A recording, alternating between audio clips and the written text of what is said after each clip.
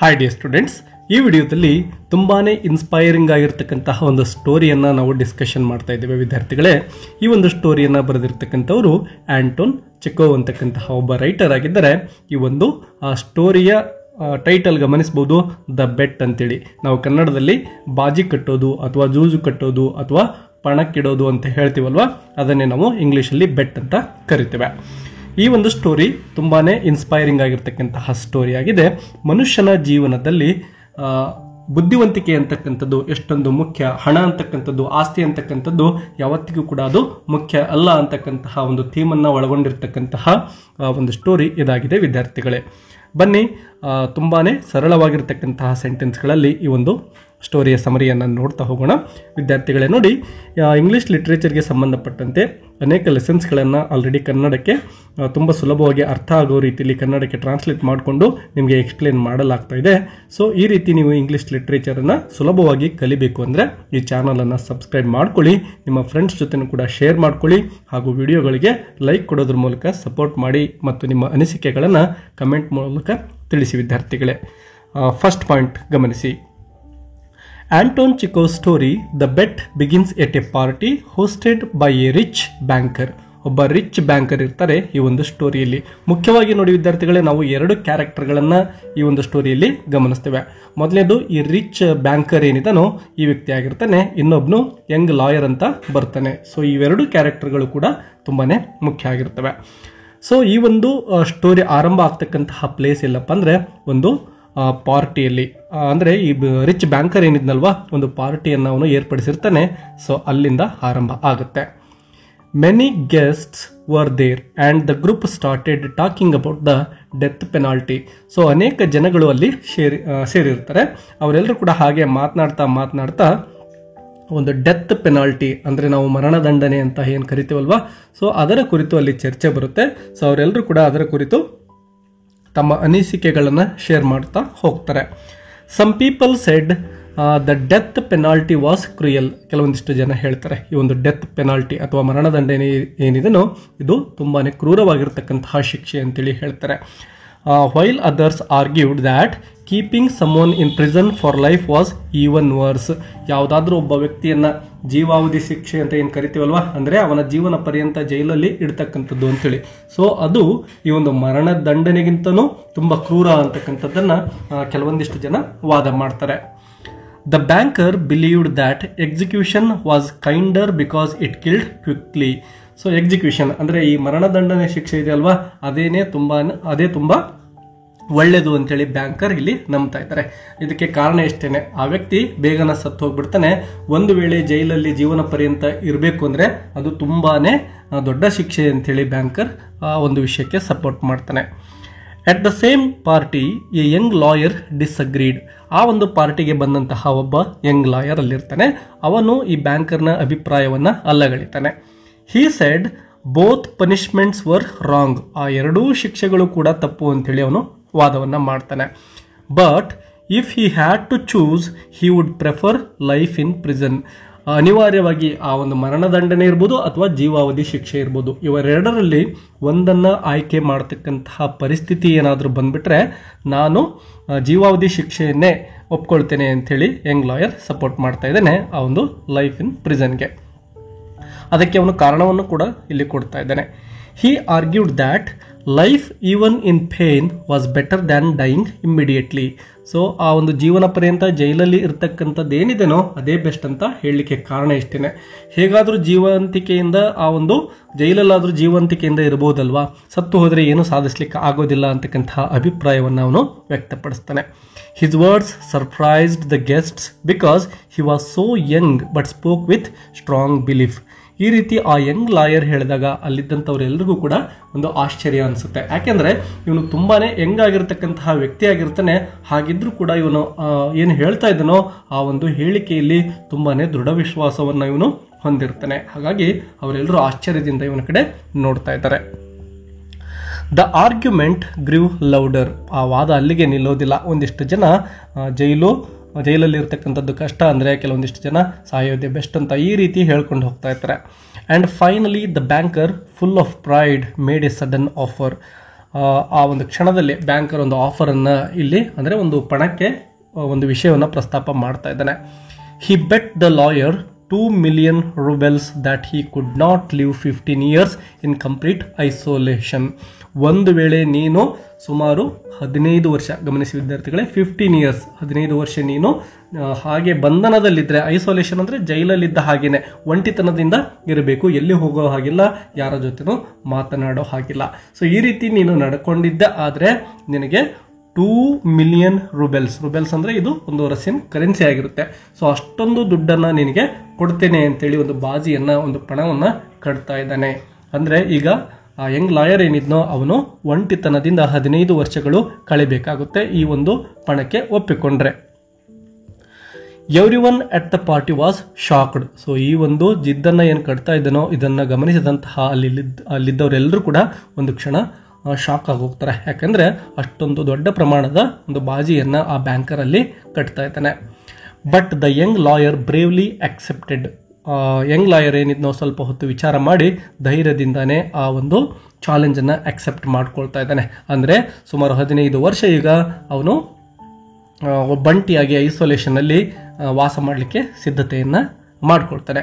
The deal was made that he would stay alone for 15 years in a lodge on the banker's property. So ಆ ಬ್ಯಾಂಕರ್ಸ್ನ ಪ್ರಾಪರ್ಟಿಯಲ್ಲಿರ್ತಕ್ಕಂತಹ ಒಂದು lodge ಇರುತ್ತೆ.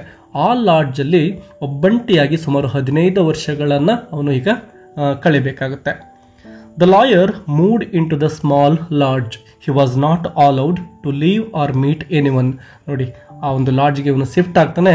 ಅವನು ಆ ಒಂದು ಲಾಡ್ಜನ್ನು ಬಿಟ್ಟು ಬೇರೆ ಕಡೆ ಎಲ್ಲಿಗೂ ಕೂಡ ಹೋಗಲಿಕ್ಕೆ ಅವಕಾಶ ಇರೋದಿಲ್ಲ. ಅದರ ಜೊತೆಗೆ ಯಾರನ್ನೂ ಕೂಡ ಅವನು ಭೇಟಿ ಆಗ್ತಕ್ಕಂತಹ ಒಂದು ಅವಕಾಶವನ್ನು ಕೂಡ ಪಡೆದುಕೊಳ್ಳೋದಿಲ್ಲ, ಒಬ್ಬಂಟಿಯಾಗಿ ಇರಬೇಕಾಗುತ್ತೆ.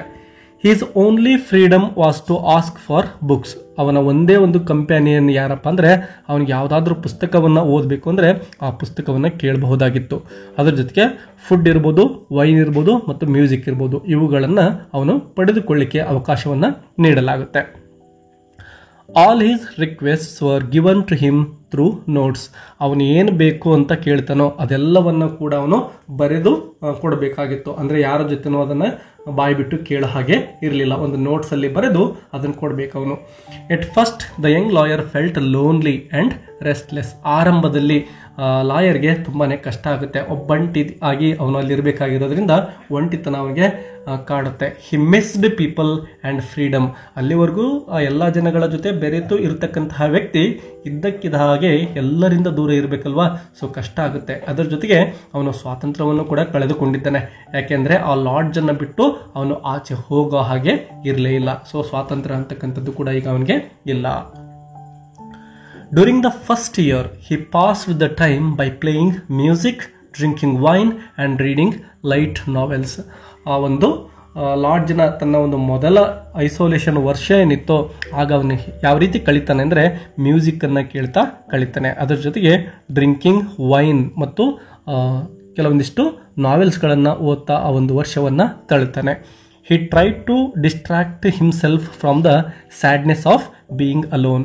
ಈಗ ಒಂಟಿತನ ಅವನಿಗೆ ಆಲ್ರೆಡಿ ಕಾಡ್ತಾ ಇದೆ, ಸೊ ಅದರಿಂದ ದೂರ ಇರಬೇಕು ಅಂದರೆ ಅವನು ಏನಾದರೂ ಮಾಡಬೇಕಲ್ವಾ. ಹಾಗಾಗಿನೇ ಮ್ಯೂಸಿಕ್ ನುಡಿಸ್ತಾ ಇದ್ದ ಮತ್ತು ನಾವೆಲ್ಸ್ಗಳನ್ನು ಕೂಡ ಓದ್ತಾ ಇದ್ದ ಮತ್ತು ವೈನನ್ನು ಕುಡಿತಾ ಇದ್ದ.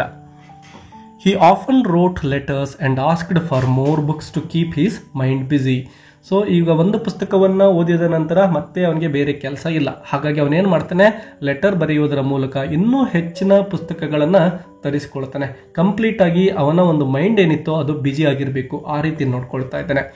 Still he suffered from the silence and isolation. ಈ ರೀತಿ ಅನೇಕ ಪುಸ್ತಕಗಳನ್ನು ಓದಿದ್ರೂ ಕೂಡ ಅವನಿಗೆ ಕಂಪ್ಲೀಟ್ ಆಗಿರತಕ್ಕಂತಹ ಒಂದು ಸೈಲೆನ್ಸ್ ಬೇಸರವನ್ನು ತರಿಸುತ್ತೆ. ಆ ಒಂಟಿತನ ಅವನಿಗೆ ನೋವನ್ನು ಉಂಟು ಮಾಡ್ತಾ ಇದೆ. In the second year his habits changed. ಎರಡನೇ ವರ್ಷದಲ್ಲಿ ಅವನ ಹವ್ಯಾಸಗಳು ಸ್ವಲ್ಪ ಚೇಂಜ್ ಆಗ್ತವೆ. ಹಿ became serious and asked for heavier books, classics, history and philosophy. Second ವರ್ಷ ಅವನೇನು ಮಾಡ್ತಾನೆ, ಸ್ವಲ್ಪ ದೊಡ್ಡದಾಗಿರ್ತಕ್ಕಂತಹ ಪುಸ್ತಕಗಳನ್ನು ತರಿಸ್ಕೊಳ್ತಾನೆ. ಕ್ಲಾಸಿಕ್ಸ್ ಇರ್ಬೋದು, ಇತಿಹಾಸಕ್ಕೆ ಸಂಬಂಧಪಟ್ಟಂತಹ ಪುಸ್ತಕಗಳಿರ್ಬೋದು, ಅದರ ಜೊತೆಗೆ ತತ್ವಶಾಸ್ತ್ರಕ್ಕೆ ಸಂಬಂಧಪಟ್ಟಂತಹ ಪುಸ್ತಕಗಳಿರ್ಬೋದು. ಈ ರೀತಿಯಾಗಿರ್ತಕ್ಕಂತಹ ತುಂಬ ಸೀರಿಯಸ್ ಆಗಿರುವ ಪುಸ್ತಕಗಳನ್ನು ತರಿಸಿಕೊಂಡು ಓದಲಿಕ್ಕೆ ತೊಡಗ್ತಾನೆ ಸೆಕೆಂಡ್ ಇಯರಿಂದ. He also began to study languages and learned 6 of them. ಅದರ ಜೊತೆಗೆ ಹೊಸ ಭಾಷೆಗಳನ್ನು ಕಲಿತಕ್ಕಂತಹ ಪ್ರಯತ್ನವನ್ನು ಅವನು ಮಾಡ್ತಾ ಇದ್ದಾನೆ. ಸುಮಾರು 6 ಭಾಷೆಗಳನ್ನು ಅವನು ಕಲಿತಾನೆ. His mind grew sharper. ಅವನ ಒಂದು ಮೈಂಡ್ ಶಾರ್ಪ್ ಆಗ್ತಾ ಹೋಗುತ್ತೆ. And he spent more time reading and less time on pleasures like wine. So ಹಾಗೆ ಸಮಯ ಕಳೆದಂತೆ ತನ್ನ ಆ ಎಲ್ಲ ಸಮಯವನ್ನು ಕೂಡ ಅವನು ಓದಲಿಕ್ಕೆ ಮಾತ್ರ ಬಳಸ್ಕೊಳ್ತಾ ಇದ್ದಾನೆ. ಮೊದಲಿಗೆ ವೈನ್ ಕುಡಿತಾ ಏನು ಸಮಯವನ್ನು ವ್ಯರ್ಥ ಮಾಡ್ತಾ ಇದ್ನೋ, ಈಗ ಅದಕ್ಕೆ ಹೆಚ್ಚಿನ ಒಂದು ಸಮಯವನ್ನು ಕೊಡ್ತಾ ಇಲ್ಲ. ಆ ಆನಂದವನ್ನು ಪಡೆಯೋದ್ರಿಂದ ದೂರ ಇದ್ದಾನೆ. ಜ್ಞಾನವನ್ನು ಸಂಪಾದನೆ ಮಾಡೋದ್ರ ಕಡೆ ಗಮನವನ್ನು ವಹಿಸ್ತಾ ಇದ್ದಾನೆ. ಆಸ್ ಇಯರ್ಸ್ ಪಾಸ್ಟ್, ಹೀಗೆ ವರ್ಷಗಳು ಉರುಳ್ತಾ ಹೋಗ್ತವೆ. His hunger for knowledge grew. ವರ್ಷಗಳು ಉರುಳಿದಂತೆ ಅವನ ಜ್ಞಾನದಾಹ ಇನ್ನೂ ಹೆಚ್ಚಾಗ್ತಾ ಹೋಗುತ್ತೆ. He read about science, medicine and religion. Science ಬಗ್ಗೆ ಓದ್ಕೊಳ್ತಾನೆ, ಮೆಡಿಷನ್ ಬಗ್ಗೆ ಓದ್ಕೊಳ್ತಾನೆ, ಧರ್ಮದ ಬಗ್ಗೆ ಅಧ್ಯಯನವನ್ನು ಮಾಡ್ತಾನೆ. He explored the works of great writers and poets.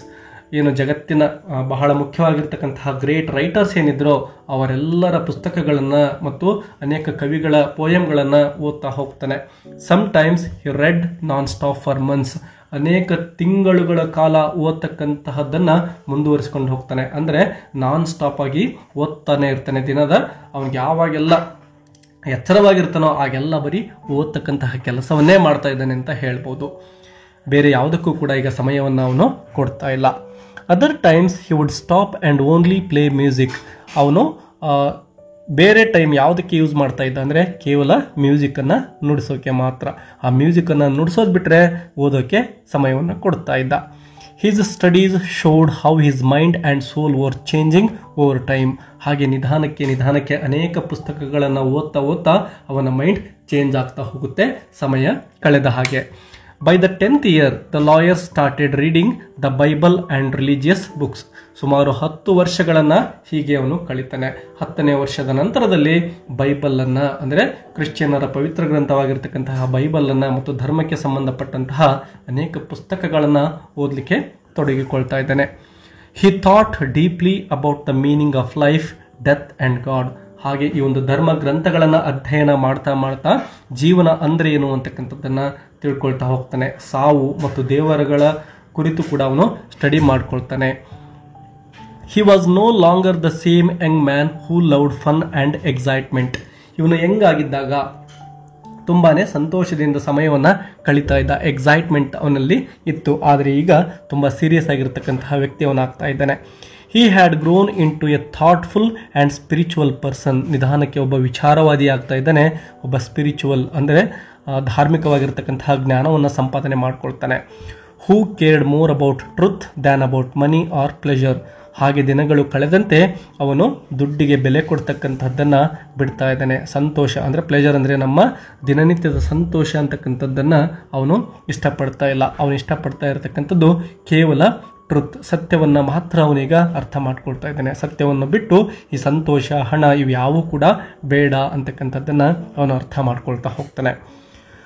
While the lawyer was changing the banker's life outside, the lord was becoming worse. ಈ ರೀತಿ ಆ ಯಂಗ್ ಲಾಯರ್ ತನ್ನ ಜೀವನವನ್ನು ಆ ಒಂದು ಪುಸ್ತಕಗಳನ್ನು ಓದ್ತಾ ಅವನೊಬ್ಬ ಜ್ಞಾನಿಯಾಗಿ ಬದಲಾಗ್ತಾ ಇದ್ದಾನೆ. ಈ ಕಡೆ ಬ್ಯಾಂಕರ್ನ ಒಂದು ಜೀವನ ಹಾಳಾಗಿ ಹೋಗ್ತಾ ಇದೆ. ಅವನ ಒಂದು ದುಂದು ವೆಚ್ಚದಿಂದಾಗಿ ಅವನ ಶ್ರೀಮಂತಿಕೆ ಕರಗಿ ಹೋಗ್ತಾ ಇದೆ. In the beginning he was very rich and powerful. ಈ ಒಂದು ಸ್ಟೋರಿಯ ಆರಂಭದಲ್ಲಿ ತುಂಬ ಶ್ರೀಮಂತ ಅವನಾಗಿರ್ತಾನೆ. ಬಟ್ ಈಗ ಸುಮಾರು 10-12 ವರ್ಷಗಳ ನಂತರದಲ್ಲಿ ಆ ಎಲ್ಲ ರಿಚ್ನೆಸ್ಸಿಗೆ ಹೊರಟು ಹೋಗ್ತಾ ಇದೆ, ಶಕ್ತಿಯನ್ನು ಕಳೆದುಕೊಳ್ತಾ ಇದ್ದಾನೆ. But years of careless spending and risky investments weakened his fortune. ನೋಡಿ, ಮುಂದೆ ಬರ್ತಾ ಏನಾಗುತ್ತೆ, ಅವನು ಬೇರೆ ಇನ್ವೆಸ್ಟ್ಮೆಂಟನ್ನು ಮಾಡಿ ದುಡ್ಡನ್ನು ಕಳೆದುಕೊಳ್ತಾನೆ ಮತ್ತು ಕೇರ್ಲೆಸ್ ಆಗಿ ಹಣವನ್ನು ದುಂದು ವೆಚ್ಚ ಮಾಡ್ತಾ ಇರ್ತಾನೆ. ಇದರಿಂದಾಗಿ ಅವನಿಗೆಲ್ಲಿದ್ದಂತಹ ಸಂಪತ್ತು ನಿಧಾನಕ್ಕೆ ಕರಗಿ ಹೋಗ್ತಾ ಇದೆ. When the 15 years were almost over, he feared that paying 2 million rubles would ruin him. ಈಗ 15 ವರ್ಷಗಳು ಮುಗಿತಾ ಬರ್ತಾ ಇದ್ದಾವೆ. ಸೊ ಈಗ 15ನೇ ವರ್ಷ ಮುಗಿದ ತಕ್ಷಣವೇ ತಾನೀಗ 2 million ರೂಬಲ್ಸನ್ನು ಆ ಯಂಗ್ ಲಾಯರ್ಗೆ ಕೊಡಬೇಕಾಗುತ್ತೆ. ಸೊ ಆ ರೀತಿ 2 million ರೂಬಲ್ಸನ್ನು ಅವನಿಗೆ ಕೊಡಬೇಕು ಅಂದರೆ ನನ್ನಲ್ಲಿರ್ತಕ್ಕಂತಹ ಎಲ್ಲ ಆಸ್ತಿಯು ಕೂಡ ಕರಗಿ ಹೋಗ್ಬಿಡುತ್ತೆ, ನಾನು ಭಿಕಾರಿ ಆಗಿಬಿಡ್ತೇನೆ ಅಂತಕ್ಕಂತಹ ಒಂದು ಭಯ ಆ ಒಂದು ಬ್ಯಾಂಕರಲ್ಲಿ ಈಗ ಕಾಡಲಿಕ್ಕೆ ಶುರುವಾಗಿರುತ್ತೆ. As the final day came close the banker panicked. ನೋಡಿ, ಫೈನಲ್ ಡೇ ಬರ್ತಾ ಇದೆ ಅಂದರೆ 15 ವರ್ಷದ ನಂತರದ ಕೊನೆಯ ದಿನ ಅವತ್ತು ಬರ್ತಾ ಇದೆ. ಆಗ ಆ ಬ್ಯಾಂಕರ್ ತುಂಬಾನೇ ಪ್ಯಾನಿಕ್ ಆಗ್ತಾ ಇದ್ದಾನೆ, ಯಾಕೆಂದ್ರೆ ಅಷ್ಟು ದುಡ್ಡನ್ನು ಈಗ ಕೊಡಬೇಕಲ್ವಾ. ಹಾಗಾಗಿ he thought about what would happen if he lost so much money. ಒಂದು ವೇಳೆ ನನ್ನ ಈ ಎಲ್ಲ ಸಂಪತ್ತನ್ನು ಕಳೆದುಕೊಂಡು ಬಿಟ್ರೆ ನಾನು ಭಿಕಾರಿ ಆಗಿಬಿಡ್ತೇನೆ ಅಂತಕ್ಕಂತಹ ಒಂದು ಭಯ ಅವನಲ್ಲಿ ಮೂಡ್ತಾ ಇದೆ. His greed and fear grew so strong that he even considered killing the lawyer secretly to escape the payment. ನೋಡಿ, ಇಲ್ಲಿ ಯಾವ ರೀತಿ ದುಷ್ಟ ಆಲೋಚನೆಯನ್ನ ಆ ಬ್ಯಾಂಕರ್ ಮಾಡ್ತಾ ಇದ್ದಾನೆ ಅಂತ. ಸೊ ಈ ರೀತಿ ಕಷ್ಟದಿಂದ ಪಾರಾಗಬೇಕು ಅಂದರೆ ಅವನು ಒಂದು ಅವಕಾಶವನ್ನು ಹುಡುಕ್ತಾ ಇದ್ದಾನೆ. ಅದೇನಪ್ಪ ಅಂದರೆ ಲಾಯರನ್ನೇ ನಾನು ಕೊಂದುಬಿಟ್ರೆ ನನ್ನ ಸಂಪತ್ತು ಕರಗೋದಿಲ್ಲ ಅಂಥೇಳಿ ಅವನು ತೀರ್ಮಾನವನ್ನು ಮಾಡ್ತಾ ಇದ್ದಾನೆ. ನೋಡಿ, ಅವನಿಗೆ ಗ್ರೀಡ್, ಒಂದು ದುರಾಶೆ ಇದೆ, ಮತ್ತು ಫಿಯರ್, ಭಯ ಇದೆ, ತನ್ನ ಎಲ್ಲ ಸಂಪತ್ತನ್ನು ಕಳೆದುಕೊಳ್ತಕ್ಕಂತಹ ಭಯ. ಹಾಗಾಗಿ ಯಂಗ್ ಲಾಯರ್ನ ಕೊಂದುಬಿಟ್ರೆ ಈ ಒಂದು ಸಂಪತ್ತು ನನ್ನ ಬಳಿಯೇ ಉಳಿದು ಬಿಡುತ್ತೆ ಅಂತಕ್ಕಂತಹ ಒಂದು ಸೀಕ್ರೆಟ್ ಪ್ಲಾನನ್ನು ಅವನು ಮಾಡ್ಕೊಳ್ತಾ ಇದ್ದಾನೆ. One night he went quietly into the lodge to check on the lawyer. So ಒಂದು ರಾತ್ರಿ ಆ ಲಾಯರ್ ಏನು ಮಾಡ್ತಾ ಇದ್ದಾನೆ ನೋಡೇ ಬಿಡೋಣ ಅಂಥೇಳಿ ಹಾಗೆ ಹೋಗ್ತಾನೆ. Inside he saw the lawyer sitting at a desk, thin, pale and sickly after so many years. ಹೋಗಿ ಹಾಗೆ ಒಳಗಡೆ ಲಾಯರ್ನ ಗಮನಿಸಿದಾಗ ಅವನು ತುಂಬ ತೆಳ್ಳಗೆ ಕಾಣ್ತಾ ಇದ್ದಾನೆ, ಸ್ವಲ್ಪ ಡಲ್ಲಾಗಿ ಕಾಣ್ತಾ ಇದ್ದಾನೆ. ಆ ಲಾಯರ್ ಸಿಕ್ಲಿ ಅಂದರೆ ರೋಗ ಬಂದಿರುವ ರೀತಿಯಲ್ಲಿ ಕಾಣಿಸ್ಕೊಳ್ತಾ ಇದ್ದಾನೆ. The lawyer was writing something. ಆ ರೀತಿಯಾಗಿರ್ತಕ್ಕಂತಹ ವ್ಯಕ್ತಿ ಕುಳಿತುಕೊಂಡು ಏನನ್ನೋ ಬರೀತಾ ಇದ್ದಾನೆ. On the table lay a letter he had finished. ಹಾಗೇನೆ ಈ ಬ್ಯಾಂಕರ್ ಗಮನಿಸ್ತಾನೆ, ಟೇಬಲ್ ಮೇಲೆ ಒಂದು ಲೆಟರ್ ಇರುತ್ತೆ. Curious, the banker picked it up and began to read. ಹಾಗೆ ಆ ಒಂದು ಲೆಟರನ್ನು ಎತ್ತಿಕೊಂಡು ಬ್ಯಾಂಕರ್ ಅದನ್ನು ಓದಲಿಕ್ಕೆ ತೊಡಗ್ತಾ ಇದ್ದಾನೆ. What he discovered shocked him deeply. ಆ ಒಂದು ಪತ್ರವನ್ನು ಓದಿದ ತಕ್ಷಣವೇ ಬ್ಯಾಂಕರ್ ತುಂಬಾನೇ ಶಾಕಿಗೆ ಒಳಗಾಗ್ತಾ ಇದ್ದಾನೆ. ಯಾಕೆ ಅಂದರೆ ಆ ಒಂದು ಲೆಟರ್ಲಿರ್ತಕ್ಕಂತಹ ವಿಷಯ ಏನಾಗಿತ್ತು ಗಮನಿಸಿ ವಿದ್ಯಾರ್ಥಿಗಳೇ. In the letter the lawyer explained his long journey of learning. So ಈ ಲಾಯರ್ ಏನಿದ್ನೋ ಇಷ್ಟು ದಿನಗಳ ಕಾಲ ಅಂದರೆ 15 ವರ್ಷಗಳ ಕಾಲ ಯಾವ ರೀತಿ ಪುಸ್ತಕಗಳನ್ನು ತಾನು ಓದಿ ಜ್ಞಾನವನ್ನು ಸಂಪಾದನೆ ಮಾಡಿದ್ದಾನೆ ಅಂತಕ್ಕಂಥದ್ದನ್ನು ಬರೆದಿರ್ತಾನೆ. He wrote that at first he missed wealth and happiness. ಈ ಒಂದು ಆರಂಭದಲ್ಲಿ ಅಂದರೆ ಐಸೋಲೇಷನ್ ಅಂದರೆ 15 ವರ್ಷಗಳ ಕಾಲ ಏನು ಅವನು ಬಂದಿಯಾಗಿ ಇರಬೇಕಾಗಿತ್ತು. ಸೊ ಆರಂಭದಲ್ಲಿ ಅವನು ತನ್ನ ಎಲ್ಲ ಸಂಪತ್ತನ್ನು ಮಿಸ್ ಮಾಡ್ಕೊಳ್ತಾ ಇದ್ದೇನೆ, ನನ್ನ ಸಂತೋಷ ಈಗ ನನ್ನ ಬಳಿ ಉಳಿತಾ ಇಲ್ಲ ಅಂತಕ್ಕಂತಹ ಒಂದು ಲೋನ್ಲಿನೆಸ್ ಅಥವಾ ಒಂಟಿತನ ಅವನಿಗೆ ಕಾಡ್ತಾ ಇತ್ತು. But as the years passed, ವರ್ಷಗಳು ಉರುಳಿದ ಹಾಗೆ he realised those things were meaningless. ಹಾಗೆ ನಿಧಾನಕ್ಕೆ ಅವನಿಗೆ ಅರ್ಥ ಆಗುತ್ತೆ, ಸಂಪತ್ತು ಇರ್ಬೋದು ಮತ್ತು ಈ ಒಂದು ವರ್ಲ್ಡ್ಲಿ ಪ್ಲೆಜರ್ಸ್, ಹ್ಯಾಪಿನೆಸ್ ಅಂತಕ್ಕಂಥದ್ದು ಏನಿದವೋ ಅವು ಯಾವುದಕ್ಕೂ ಕೂಡ ಅರ್ಥ ಇಲ್ಲ. ಅಂದರೆ ಅವನು ಅರ್ಥ ಮಾಡ್ಕೊಳ್ಳೋದು ದುಡ್ಡು, ಸಂಪತ್ತುಗಳಿಗೆ ಇಲ್ಲಿ ಬೆಲೆ ಇಲ್ಲ, ಜ್ಞಾನಕ್ಕೆ ಮಾತ್ರ ಬೆಲೆ ಅಂತಕ್ಕಂಥದ್ದನ್ನು ಈಗ ಅವನು ಅರ್ಥ ಮಾಡ್ಕೊಂಡಿದ್ದಾನೆ. He had read books, studied everything and found peace in knowledge and faith. So ಈಗ ಅವನು ಅನೇಕ ಪುಸ್ತಕಗಳನ್ನು ಓದಿ ಅಪಾರ ಜ್ಞಾನವನ್ನು ಪಡೆದುಕೊಂಡಿದ್ದಾನೆ. ಸ್ಟಡೀಡ್ ಎವ್ರಿಥಿಂಗ್, ಕೇವಲ ಯಾವುದೋ ಒಂದು ವಿಷಯವನ್ನಲ್ಲ, ಆ 15 ವರ್ಷಗಳ ಕಾಲ ಯಾವೆಲ್ಲ ಜ್ಞಾನವನ್ನು, ಇತಿಹಾಸ ಇರ್ಬೋದು, ಮೆಡಿಸಿನ್ ಇರ್ಬೋದು, ಫಿಲಾಸಫಿ ಇರ್ಬೋದು, ಹೀಗೆ ಅನೇಕ ವಿಷಯಗಳನ್ನು ಅವನು ಸ್ಟಡಿ ಮಾಡಿ ತಿಳಿದುಕೊಂಡಿದ್ದಾನೆ. ಅಪಾರವಾಗಿರ್ತಕ್ಕಂತಹ ಜ್ಞಾನ ಮತ್ತು ನಂಬಿಕೆಗಳು ಈಗ ಅವನ ಅಸ್ತ್ರಗಳಾಗಿದ್ದಾವೆ. ಹಿಮ್ ನೌ ಹೇಟೆಡ್ ಮನಿ. ನೋಡಿ, ಅವನಿಗೆ ಈಗ ಹಣ ಅಂದರೆ ದ್ವೇಷ ಹುಟ್ಟಿಕೊಂಡು ಬಿಟ್ಟಿದೆ. ಆ್ಯಂಡ್ ಪ್ಲೆಜರ್ಸ್ ಅಂದರೆ ಈ ಲೌಕಿಕವಾಗಿರ್ತಕ್ಕಂತಹ ಸಂತೋಷಗಳನ್ನು ಅನುಭವಿಸೋದ್ರಲ್ಲಿ ಅವನಿಗೆ ಖುಷಿ ಸಿಗ್ತಾ ಇಲ್ಲ. Because they were shallow compared to truth and wisdom. Shallow ಅಂದರೆ ತುಂಬ ಆಳ ಅಲ್ಲ ಅಂತಕ್ಕಂಥದ್ದು. ಸತ್ಯ ಮತ್ತು ಈ ಒಂದು ವಿಜ್ಡಮ್, ಜ್ಞಾನಕ್ಕೆ ಹೋಲಿಸಿದರೆ ಈ ಮನಿ ಇರ್ಬೋದು, ಪ್ಲೆಜರ್ಸ್ ಇರ್ಬೋದು, ಕೇವಲ ಅವು ತುಂಬಾ ಚಿಕ್ಕ ವಿಷಯಗಳು ಅಂಥೇಳಿ ಯಂಗ್ ಲಾಯರ್ ಅರ್ಥ ಮಾಡ್ಕೊಂಡಿದ್ದಾನೆ. ಅದನ್ನು ಆ ಲೆಟರಲ್ಲಿ ಬರೆದಿದ್ದಾನೆ ಕೂಡ. At the end of the letter the lawyer announced that he would not take the 2 million rubles. ನೋಡಿ ವಿದ್ಯಾರ್ಥಿಗಳೇ, ಈ ಒಂದು ಸೆಂಟೆನ್ಸನ್ನು ನೋಡಿದಾಗಲೇ ಆ ಬ್ಯಾಂಕರ್ ಒಂದು ಆಶ್ಚರ್ಯಕ್ಕೆ ಒಳಗಾಗಿರ್ತಾನೆ. ಯಾಕೆಂದರೆ 15 ವರ್ಷಗಳ ಎಂಡ್ಗೆ ನಾನು ಏನು ಬ್ಯಾಂಕರ್ ಕೊಡಬೇಕು ನನಗೆ 2 million rubles ನಾನು ತೆಗೆದುಕೊಳ್ಳುವುದಿಲ್ಲ ಅಂಥೇಳಿ ಅವನು ಬರೆದಿರ್ತಾನೆ.